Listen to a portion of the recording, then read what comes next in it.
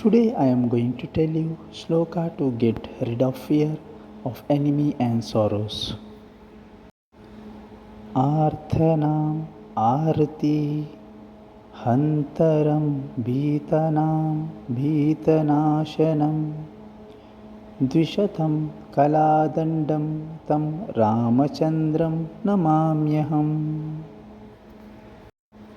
My solution to that Ramachandra, who wipes off all miseries of miserable, who wipes away all fears for those afraid, and who is God of death to his enemies. Arthanam arati hantaram bhitanam bhitanashanam dvishatam kaladandam tam ramachandram namamyaham.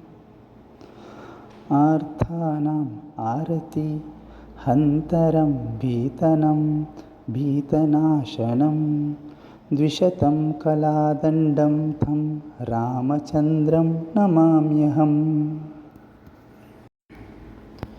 Arthanam arati hantaram bhitanam bhitanashanam dvishatam kaladandam tam ramachandram namamyaham.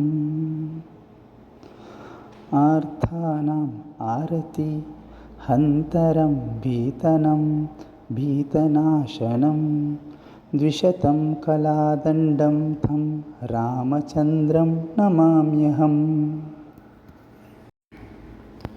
Arthanam arati hantaram bhitanam bhitanashanam dvishatam kaladandam tam ramachandram namamyaham.